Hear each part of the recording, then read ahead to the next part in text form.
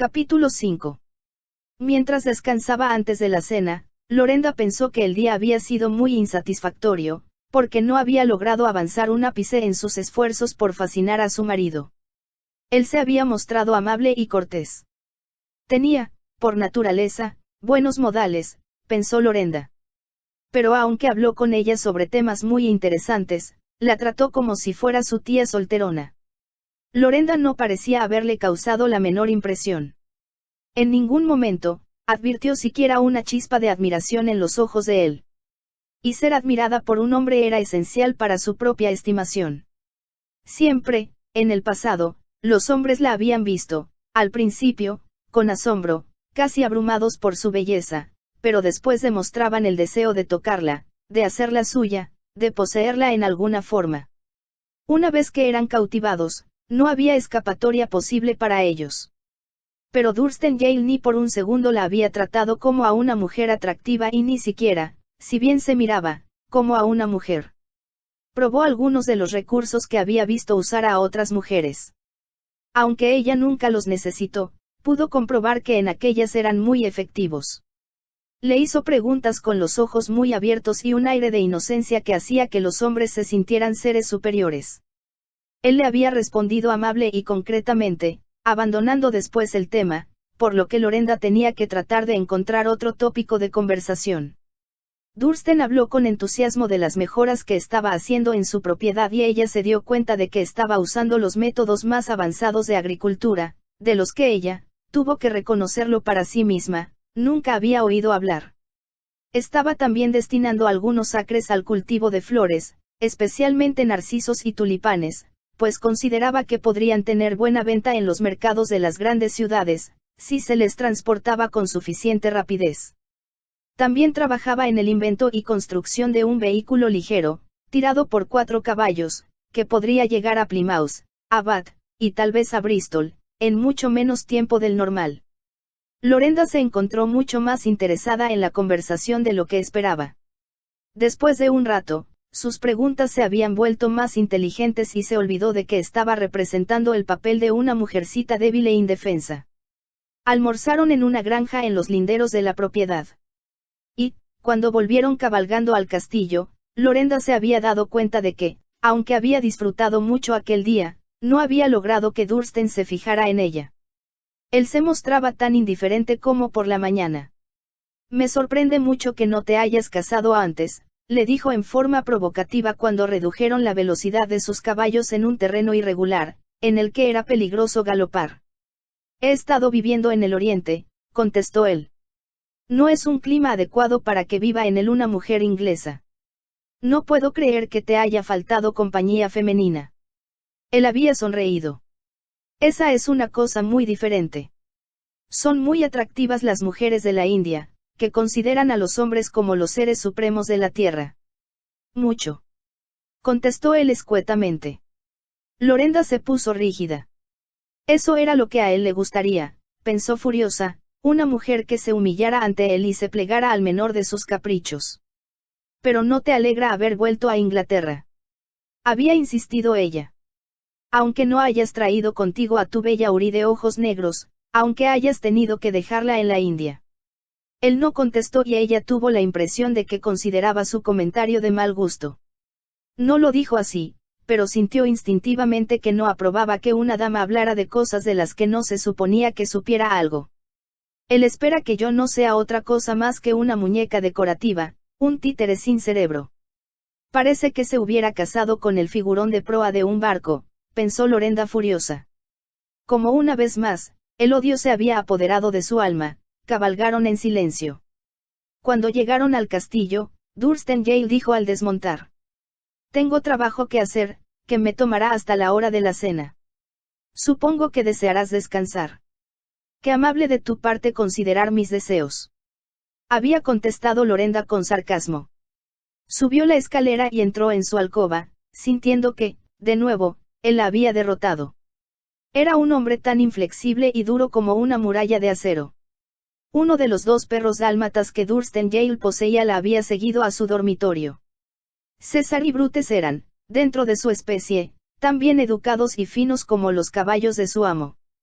¿Cómo? De pronto, Lorenda sintió necesidad de consuelo, se quitó el sombrero, lo arrojó a una silla, y sentándose en el suelo atrajo a César a sus brazos. El perro se mostró feliz con la atención que estaba recibiendo. Ella permaneció sentada, acariciándolo por largo rato, sintiendo que el afecto del animal era una pequeña compensación por la frialdad que había recibido de su dueño. Entonces, cuando Lorenda se desvistió, el perro se tendió a su lado, observándola con atención, como si estuviera cuidándola, lo que en cierta forma era consolador para ella. Después de bañarse, la doncella le preguntó cuál de sus vestidos usaría esa noche. La mujer abrió el guardarropa y Lorenda miró interesada, por primera vez, el enorme conjunto de vestidos que Thorsten Yale había ordenado traer para ella desde Londres. Si se hubiera tratado de cualquier otro hombre, ella habría apreciado su buen gusto. Había ido a una tienda en la que ella solía comprar cuando tenía dinero para pagar un alto precio. Pero él había adquirido ahí gran cantidad de ropa. La costurera, una tal Madame Rachel que había llegado de París, conocía la medida exacta de Lorenda en zapatos y había zapatillas para cada uno de los vestidos. Encontró también una profusión de ropa interior de seda y de encaje, como la que había soñado muchas veces poseer. Pero un instinto perverso le hizo seleccionar uno de los vestidos que había traído con ella del priorato, y porque deseaba ver la reacción de Thorsten Yale, se lo puso. Era tan atrevido que no se había aventurado a usarlo antes. Lo había comprado obedeciendo a un repentino impulso, cuando todas sus amigas deseaban mostrarse atractivas hasta el punto de descubrir los senos o cubrírselos con transparente gasa color carne. Era de un tono amarillo muy pálido, confeccionado en un material tan fino que se veía desnuda de la cintura para arriba. El escote era escandalosamente bajo, lo mismo que la espalda. El delicado material apenas ocultaba las puntas sonrosadas de sus senos. Se contempló en el espejo antes de bajar y se alegró de que solo su esposo pudiera verla. Al mismo tiempo, estaba muy interesada en ver cuál sería la reacción de él. Sabía muy bien que su apariencia habría excitado a cualquiera de los hombres que conocía hasta llevarlo a la locura. Podía imaginar lo que sentiría Lord Grasford al verla. Y el vestido habría puesto a Edward Hinton en un estado cercano a la imbecilidad. La doncella le peinó el brillante cabello rojo en un estilo voluminoso que hacía que su carita puntiaguda se viera aún más pequeña y delicada. Sus ojos verdes se veían enormes y sus labios, enrojecidos en forma artificial, brillaban más incitantes que nunca cuando bajó la escalera. Thorsten Yale la esperaba en el salón. Lorenda hizo su entrada en la forma más dramática posible. Permaneció inmóvil en el umbral por un momento y después avanzó con lentitud para que él pudiera contemplar el efecto de su vestido. Sabía que los candelabros encendidos iluminarían cada detalle de su exquisita figura. Tenía los ojos clavados en él, en espera de su reacción. Él esperó hasta que ella llegó a su lado y entonces le dijo: «Ordené traer algunos vestidos para ti de Londres. No puedo creer que esa monstruosidad haya sido incluida entre ellos». «¿No te gusta?», preguntó Lorenda con fingida sorpresa. «Imaginé que sí. Es el tipo de vestido que esperaría ver en una prostituta, no en mi esposa. ¿No te estás mostrando un poco anticuado? Te vas a cambiar ahora mismo y te vas a poner algo más respetable. Es demasiado tarde y no tengo deseos de cambiarme. Te ordeno que lo hagas». «No tengo intención alguna de obedecer una orden así, ni reconozco tu derecho a dármela». Lorenda lo miró con aire desafiante, con ojos agresivos y comprendió, cuando quedaron frente a frente, que una vez más, era un duelo de voluntades. «Muy bien», dijo Thorsten Yale por fin. «Si quieres mostrarte desnuda, ¿por qué no hacerlo en forma realista?». Extendió la mano al decir eso y, aferrándose a la suave tela, rasgó el vestido de Lorenda con un movimiento rápido, hasta la cintura. Ella lanzó un grito de asombro. Instintivamente, se llevó las manos a los senos desnudos. Observando la expresión triunfal de él se volvió y huyó a toda prisa. Al llegar a la puerta, la voz de Thorsten Yale, dura y firme, la hizo detenerse. «Espero que cenes conmigo», dijo. «Te doy 5 minutos para cambiarte, después de ese tiempo, subiré por ti y te traeré a la fuerza, de ser necesario». Ella no contestó, ni volvió la vista. Corrió a través del vestíbulo, con los restos del vestido sobre su pecho, en un esfuerzo por cubrir su desnudez. Cuando llegó a la intimidad de su dormitorio, vio que su doncella se encontraba todavía ahí, arreglando la habitación. ¿Qué sucedió, milady?, preguntó la doncella consternada. Un pequeño accidente, se me rasgó el vestido, dijo Lorenda. La doncella la ayudó a ponerse otro traje. Era uno de los que habían llegado de Londres y era, en realidad, muy atractivo. Lorenda no se miró siquiera en el espejo. Dejó que la doncella la vistiera, como si fuera una muñeca. Se daba cuenta de que el reloj avanzaba implacable. Si Durstengale había dicho que vendría por ella, sabía que cumpliría su palabra y ya había sido humillada lo suficiente para verse envuelta en otra escena que causaría comentarios entre la servidumbre. Cuando estuvo lista, su doncella le preguntó: «¿Mando arreglar este vestido, milady?» «No, tíralo a la basura», exclamó Lorenda con voz aguda. «No quiero volver a verlo en mi vida». Cuando bajó la escalera, vio a Durstengale salir del salón y comprendió que la cena había sido ya servida. Él no hizo ningún comentario sobre su apariencia, se concretó a ofrecerle su brazo. Aunque detestaba todo contacto con él y la horrorizaba su cercanía, ella caminó en silencio junto a él, hacia el comedor. Para su sorpresa, Lorenda durmió profundamente, sin soñar. Pero cuando despertó sintió que estaba viviendo una pesadilla que no terminaría nunca. ¿Cómo podremos vivir juntos así?, se preguntó. Por primera vez, la idea de luchar sin cesar con un hombre que le ganaba todas las batallas la llenó de temor y desolación. Era lo bastante sincera como para comprender que la noche anterior ella lo había provocado en forma deliberada y, sin embargo, la reacción de él había sido del todo inesperada. Pensaba que iba a enfadarse, pero su violencia la había alterado hasta el punto de reconocer que había llegado a tenerle un poco de miedo. «Nunca sé qué va a hacer», se dijo. Cualquier otro hombre habría reaccionado en forma diferente, pero con él nunca se sabe qué esperar. Después que le trajeron el desayuno a la cama, preguntó con un poco de inquietud cuáles eran los planes para ese día. «El amo espera que vuelva a cabalgar con él esta mañana, milady», contestó la doncella. «Ha ordenado que tengan lista la yegua que montó usted ayer». Eso, cuando menos, era un alivio, pensó Lorenda. Cuando cabalgaba en Aischea podía olvidar el odio que sentía hacia el hombre que iba junto a ella y concentrarse en el simple deleite de ir montada en aquel soberbio animal. Seleccionó un traje de montar en amarillo dorado que era aún más atractivo que el que había usado el día anterior. «Supongo que ni siquiera lo notará», murmuró para sí misma. «¿Decía usted, milady?», preguntó la doncella.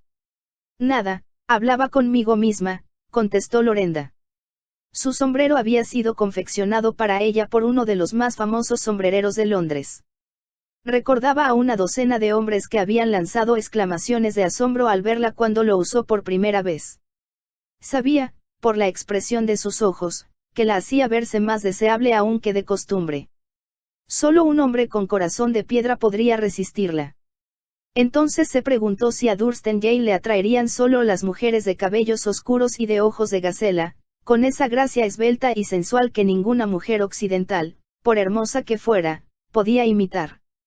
Debía estar agradecida de que no desee tocarme, pensó. Sin embargo, no podía pretender que no le irritaba que su esposo se mostrara tan indiferente a sus encantos. Bajó la escalera y descubrió que él no estaba, como ella suponía, esperándola en el vestíbulo. «El amo se encuentra en la biblioteca, milady», le informó el mayordomo. Lorenda estaba a punto de reunirse con él cuando lo vio salir de la biblioteca, acompañado de su secretario y del administrador. Terminó de darle sus instrucciones y entonces se volvió hacia ella. «Te ruego me disculpes, Lorenda», dijo, «pero me temo que, después de todo, no puedo acompañarte esta mañana. Tengo que ir a Falmouth a arreglar asuntos urgentes». Lorenda permaneció en silencio, mirando hacia la puerta abierta del frente, donde esperaban los caballos. «Tú no tienes que perderte el paseo», continuó él. «Un mozo te acompañará». «No hay necesidad de eso», protestó Lorenda. «Prefiero cabalgar sola». «Un mozo irá contigo», exclamó él con firmeza. Ella lo miró furiosa. Ya he dicho antes que no quiero que vaya nadie. Siempre monto sola. Dursten cruzó el vestíbulo y abrió la puerta que daba al salón. ¿Quieres venir aquí un momento?, le preguntó. Ella obedeció, preguntándose qué iría a decirle. Él cerró la puerta. Déjame poner esto en claro, Lorenda, dijo con voz muy firme. Lo convencional y lo correcto es que una dama cabalgue acompañada de un mozo, y eso es lo que yo deseo para mi esposa. Es del todo ridículo, protestó Lorenda. ¿Acaso me verá alguien? Eso no es lo importante. No voy a permitir que me siga un criado, que sin duda alguna vendrá corriendo a contarte si he hecho cualquier cosa que no te parezca convencional. Ordenaré a un mozo que vaya contigo y no intento discutir más sobre el asunto. Dursten Yale abrió la puerta y salió al vestíbulo. Lorenda lo oyó dar instrucciones a fin de que Akber fuera llevado de regreso a las caballerizas y de que un mozo, montado en otro caballo, acudiera en el acto. Se quedó de pie, escuchando, mordiéndose el labio inferior. Le enfureció que sus deseos fueran descartados en aquella forma dictatorial, pues le disgustaba profundamente que un mozo tuviera que acompañarla. Siempre había cabalgado sola, aun de niña, y en Londres jamás se había molestado en llevar a ningún sirviente con ella cuando iba a cabalgar al Parque Hyde. Desde luego, apenas llegaba al parque, se veía acompañada por jóvenes admiradores que esperaban su llegada, una verdadera escolta de galanes que recorría con ella el paseo de los jinetes. En la parte menos concurrida del parque, Lorenda siempre lanzaba su caballo al galope. Algunas veces, iba sola, cabalgando hasta los brezales de Hampstead, o hasta los campos que quedaban más allá de Chelsea. Pero ahora tenía que ser cuidada y acompañada como si fuera una niña, o una de esas damas de sociedad que ella, en son de burla, decía que solo podían montar, caballitos de madera. Aquel era un insulto a su dignidad. Pero como consideró que si seguía discutiendo con su esposo él terminaría por prohibirle cabalgar, esperó, golpeando el suelo impaciente con el pie, a que apareciera el mozo. Mientras tanto, el faetón, que ella había admirado la primera vez que Dursten Yale visitó a su padre, fue llevado al frente del castillo. Dursten no parecía recordar que ella seguía esperando en el salón. Se concretó a subir al faetón, y tomando las riendas, se marchó. Lorenda atravesó el vestíbulo para observar su partida. No había la menor duda de que él conducía con la habilidad de un experto y de que tenía un porte elegante y distinguido. Observó sus hombros cuadrados y la forma como llevaba ladeada la chistera, lo que le daba cierto toque de audacia. Tal vez se vea muy audaz, se dijo llena de ira, pero en el fondo es un hombre retrógrado, anticuado y tan mojigato como un sacristán. Lo odió de nuevo al verlo desaparecer por el sendero en medio de una nube de polvo. Luego, vio llegar a toda prisa al mozo, procedente de las caballerizas, montando un brioso ruano que controlaba a duras penas. La ayudaron a montar a Aishea, que había sido dotada con una silla para señoras, pero ella, en lugar de montar a mujeriegas, lo hizo a horcajadas, cruzando la pierna derecha por encima de la perilla del arzón. Después, salió del patio del castillo, consciente de que el mozo cabalgaba tras ella, a la distancia convencional. Su mente urdía un plan para desobedecer a su esposo. Con terca decisión, cabalgó hacia el norte, y no tardaron en salir del parque de la propiedad. Dejaron el pueblo atrás y se encontraron a campo traviesa, en una llanura sin cultivar, cubierta de espesa hierba en la que crecían flores silvestres. En aquel momento, Lorenda lanzó a Aishea al galope y se dispuso a cabalgar con toda la habilidad que la había convertido en una notable amazona. El ruano en el que iba montado el mozo estaba fresco y logró mantenerse a unos 2 kilómetros. Pero después, al mirar por encima de su hombro, Lorenda comprendió que empezaba a dejarlo atrás. El ruano era, sin duda, un excelente animal, pero no tenía la energía de Aishea y, en cuanto al mozo, jamás podría igualar la maestría de ella en el manejo de un caballo. Continuó galopando, pero el mozo continuaba a la vista, decidido a no dejarla escapar. De pronto, Lorenda sintió que aquel sirviente representaba todo lo que ella detestaba en Dursten Yale, la censura constante que ejercía sobre su persona, su afán de respetabilidad, y, sobre todo, su indiferencia ante los atractivos de ella como mujer. Evadir a aquel hombre, que estaba ahí por órdenes suyas, Sería un golpe definitivo contra él, un gesto de desafío que le enseñaría que ella no era su esclava. Por primera vez, aplicó el látigo sobre el lomo de Aischea y usó las espuelas. La yegua saltó hacia adelante bajo el doloroso estímulo, que sentía por primera vez. Apretando duramente los labios, relampagueantes los ojos de furia, Lorenda continuó clavando las espuelas. La impulsaba un frenesí incontrolable, una violenta rebeldía contra todo lo que había sufrido a manos de su esposo desde el momento en que lo conoció. El látigo largo y flexible siguió golpeando a Aischea, manteniendo la yegua a todo galope, mientras la azotaba y espoleaba alternadamente. Lorenda sabía que estaba siendo cruel, pero el dominio que ejercía sobre aquella favorita de su esposo, Aischea, y el saber que había dejado atrás al mozo, le proporcionaron una extraña emoción. Era como si Dursten la estuviera persiguiendo, luchando por capturarla, decidido a que no escapara de la trampa que le había tendido. Una y otra vez, clavó las puntiagudas espuelas y azotó a Aischea para hacerla ir más rápidamente. Solo la velocidad podría ponerla fuera del alcance del hombre que tanto odiaba. Debía haber galopado muchos kilómetros cuando de pronto, sin ninguna advertencia, la yegua metió una de las patas en una conejera. Se tambaleó, cayó hacia adelante de rodillas y lanzó a Lorenda por encima de su cabeza. El suelo no era duro y aunque Lorenda fue sacudida por la caída, no perdió el conocimiento. Se quedó inmóvil por un momento, sintiendo que el loco e impetuoso impulso que le había corrido por las venas como fuego desaparecía, dando paso al sentido común. Se sentó, se enderezó el sombrero y miró a la yegua. Lo primero que notó fue que Aischea cojeaba, después observó las heridas sangrantes que tenía en los flancos traseros, causadas por el látigo y las espuelas. Al mirar las heridas del animal, Lorenda contuvo el aliento.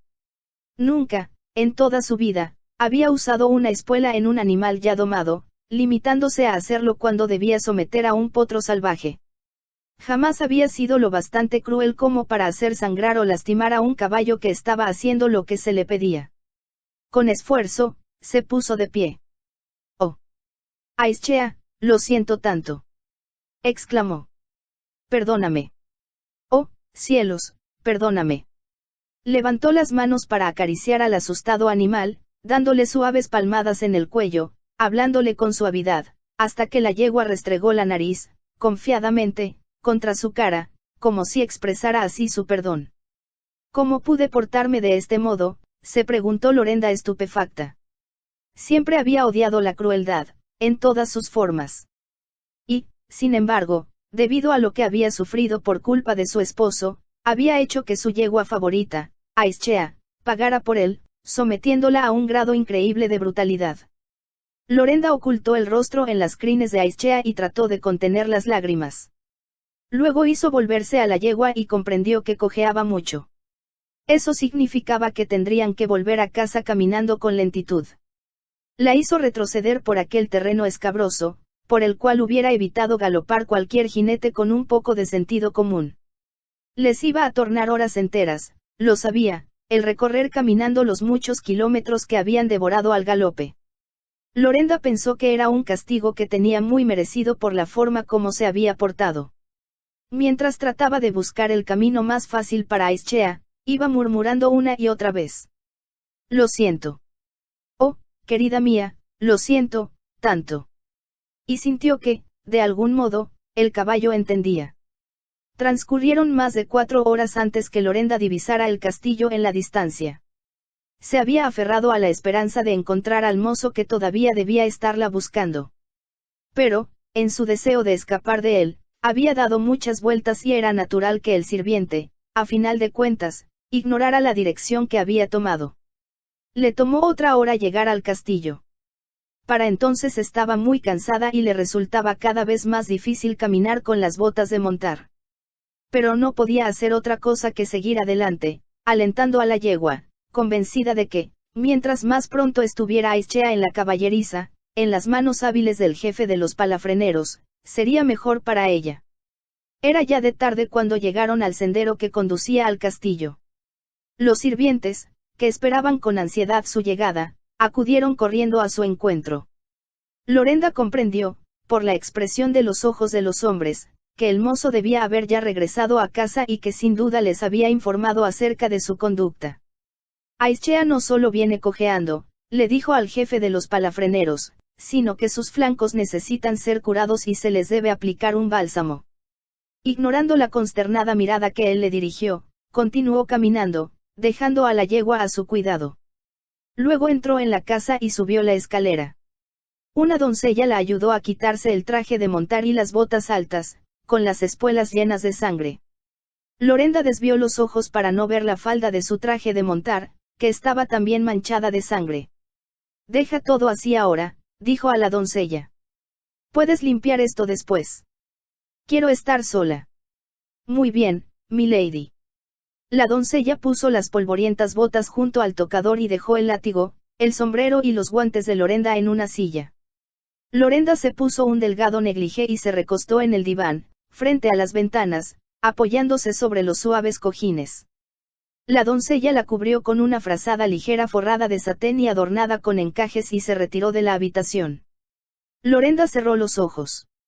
Estaba físicamente exhausta, pero, por encima de todo, la angustiaba su propia conducta y su falta total de control sobre sí misma. ¿Cómo podía haber lastimado de ese modo a Aischea, cuando la persona a la que en verdad quería castigar era a su esposo? Se sentía avergonzada y muy deprimida. ¿Cómo podía haberse rebajado hasta el punto de actuar de esa manera tan salvaje?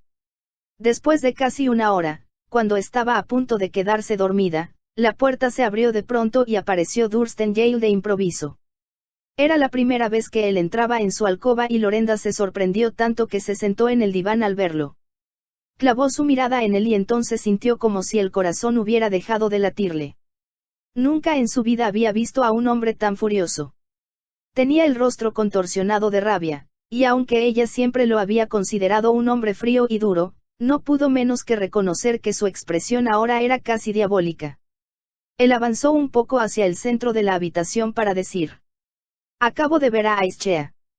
¿Qué explicación tienes para una conducta tan salvaje?»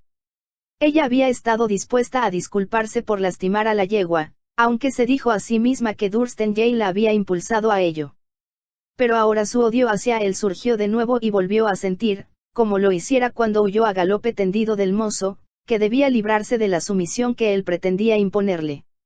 Él se acercó un poco más y Lorenda pensó que la furia que había en sus ojos le daba una expresión que no había visto antes. Casi no podía creer que fuera el mismo hombre con el que se había casado. «Sabía que eras completamente insensible a los sentimientos de otras personas», dijo él.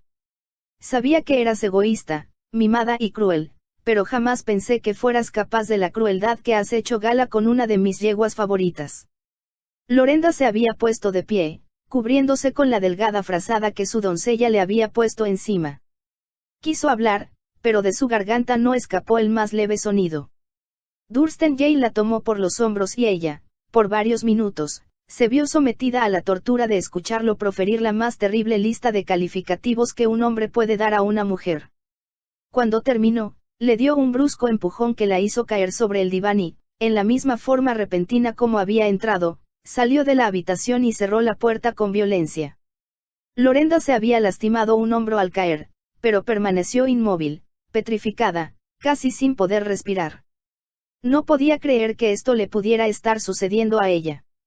Ella, la más aclamada y hermosa mujer de Londres, que jamás había permitido que hombre alguno la tocara, había sido insultada como una ramera y arrojada brutalmente contra un mueble por el hombre con quien se había unido para toda la vida.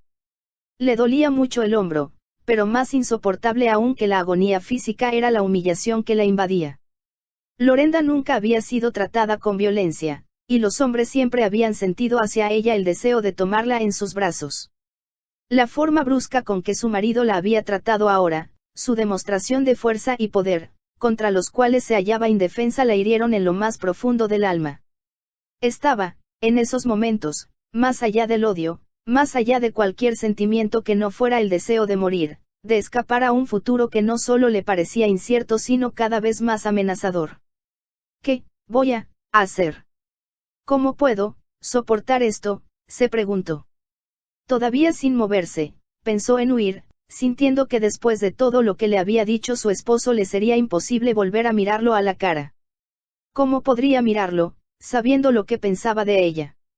En ese momento, Lorenda sintió que se hundía en un infierno profundo y oscuro, que la aniquilaba por completo. Entonces el orgullo, que había sido siempre una de sus virtudes, y el valor, que nunca le había faltado, acudieron en su ayuda. Con lentitud, salió del profundo abatimiento en que había caído y empezó a pensar en una forma constructiva. Él la había humillado en la forma más cruel en que se podía humillar a una mujer. La había tratado como si fuera una aventurera de la calle, pero no le daría la satisfacción de comprender hasta qué punto había herido su dignidad y su amor propio. No se dejaría derrotar, no se sometería a él, sin importar lo que le hiciera. Con lentitud, consciente del dolor que le causaba todo movimiento a consecuencia de la forma violenta en que había caído contra el diván, Lorenda se levantó. Se dirigió a su tocador y se sentó frente al espejo.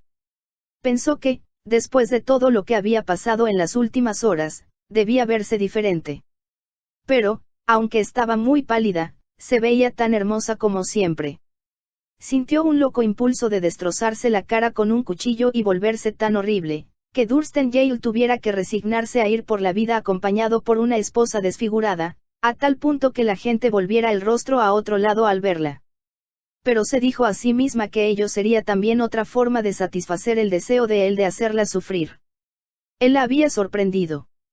Pues bien, ahora ella lo sorprendería a él. No me daré por vencida, dijo en voz alta. Lucharé contra él, aunque me mate, y seguiré luchando con el último aliento de vida que me quede. Cuando se vistió para la cena, escogió en forma deliberada uno de los vestidos más atractivos que le habían llegado de Londres y la doncella le arregló el cabello en un nuevo peinado.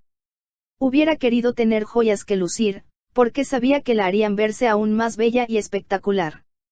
Cubrió sus hombros, en los que la caída del caballo y el golpe en el diván habían dejado moretones, con una estola de seda bordada, y tomó en la mano un pequeño abanico pintado por una mano maestra.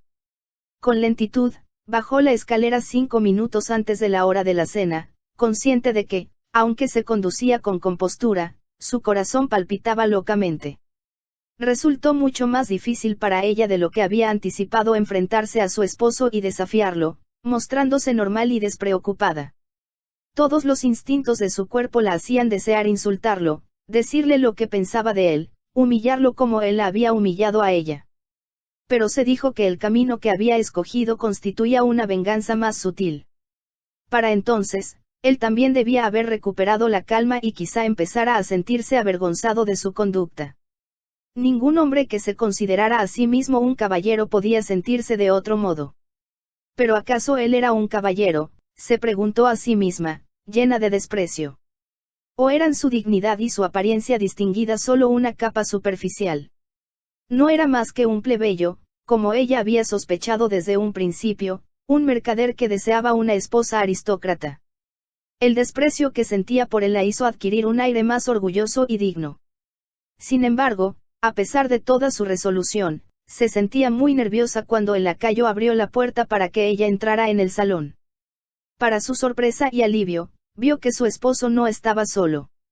El vicario que los había casado se encontraba de pie, junto a él, en un extremo del salón, con una copa de madeira en la mano. Lorenda avanzó despacio hacia ellos. Me temo que me había olvidado decirte, Lorenda, dijo Thurston cuando ella se acercó, que el reverendo Augustin Trevagan será nuestro invitado a cenar esta noche.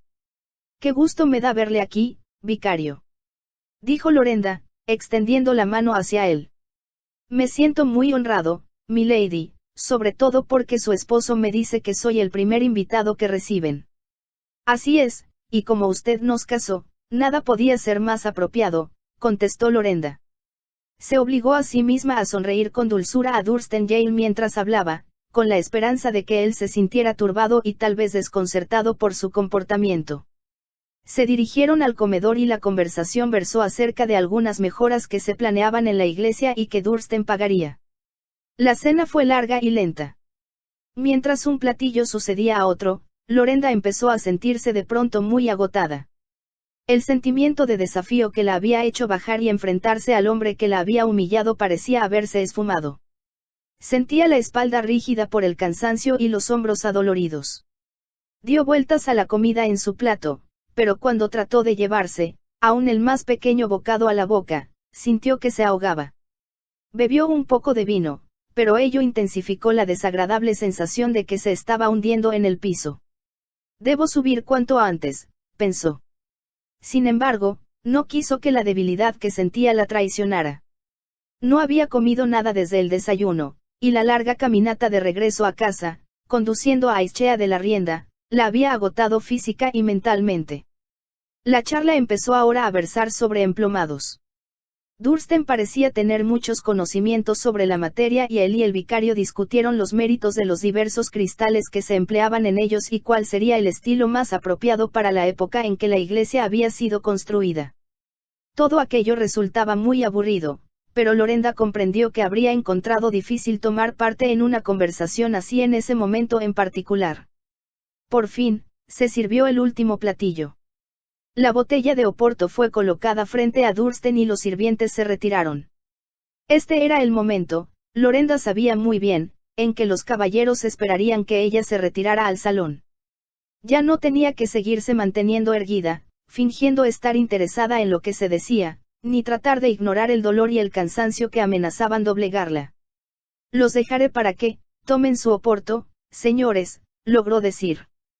Pensó, con repentino pánico, que no lograría levantarse de la mesa. Pudo hacerlo con esfuerzo, aunque el dolor que experimentaba en todo el cuerpo le dificultó enfocar la mirada. Sentía que una espesa neblina surgía de sus pies, que hacía que todo en el comedor pareciera lejano. Dursten se levantó y caminó frente a ella para abrirle la puerta. Casi no podía verlo y percibía un ruido extraño en los oídos, como si alguien estuviera tocando tambores en su cabeza. No me daré por vencida. No lo haré, pensó Lorenda para sí. Él quiere verme derrotada. Quiere triunfar sobre mí, pero no lo permitiré. Sentía los pies como si fueran de plomo, sin embargo, los obligó a avanzar, uno primero, otro después. En cierto momento, se imaginó que seguía caminando con Aizchea, pero luego se dio cuenta de que se encontraba al lado de su esposo. Cruzó la puerta.